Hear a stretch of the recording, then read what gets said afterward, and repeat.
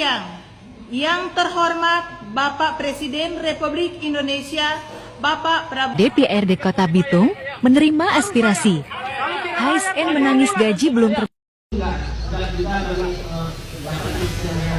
Belakangan ini banyak sekali ya berita terkait ASN di beberapa daerah yang belum juga dibayarkan gaji dan tunjangannya.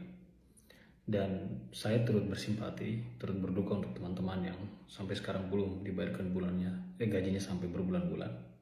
Saya tidak bisa membayangkan itu betapa beratnya itu, karena kadang kalau kita terlambat aja kita udah mengeluh, apalagi kalau sampai berbulan-bulan tidak dibayarkan.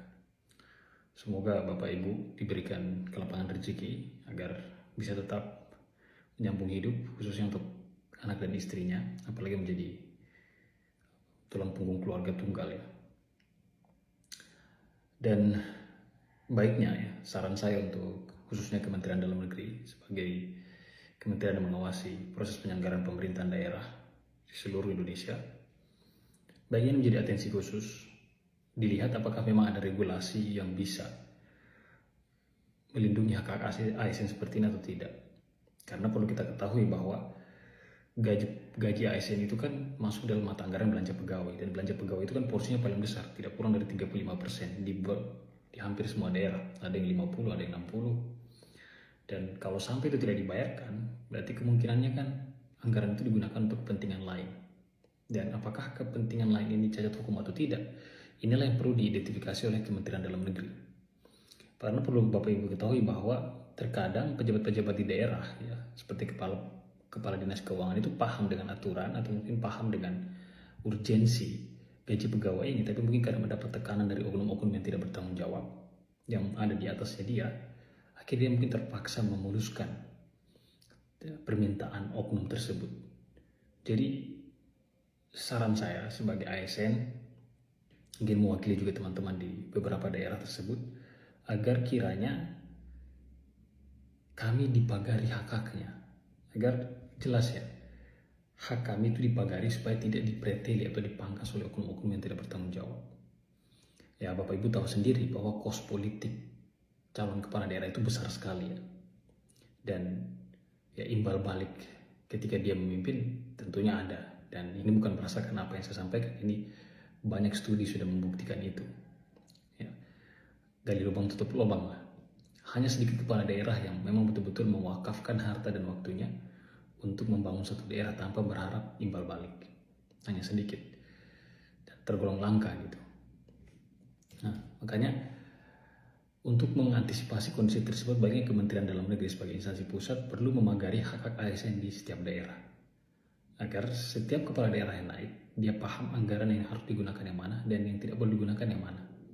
Dan harus jelas konsekuensi hukumnya. Kalau seni itu digunakan, konsekuensi seperti apa. Seperti contoh kalau tidak salah di daerah Maluku atau di daerah Maluku Utara ya yang ketika sekdanya diganti secara sepihak tanpa alasan yang jelas, akhirnya SIPD-nya dikunci. Karena SIPD dikunci, akhirnya anggaran tidak bisa cair. Kurang lebih seperti itu. Maksud saya ketika tercium bau fraud, ketika anggaran yang seharusnya tidak digunakan, anggaran belanja pegawai yang digunakan untuk bayar gaji, digunakan untuk kepentingan lain, harusnya bisa segera dideteksi dan dicegah sampai dengan hal tersebut terjadi. Bapak Ibu tidak bayangkan itu, bagaimana sampai 8 bulan gaji tidak dibayarkan, mereka hidup pakai apa gitu kan. Belum lagi yang terlilit kredit, mereka harus bayar kredit pakai apa. Tentunya ini akan mengganggu keseimbangan sektor-sektor keuangan juga. Karena bank-bank di daerah-daerah kabupaten kota yang belum terlalu maju, itu sebagian besar kredit bergantung pada kredit pegawai. Dan kalau kredit pegawainya macet, tentu akan mengganggu stabilitas keuangan bank tersebut.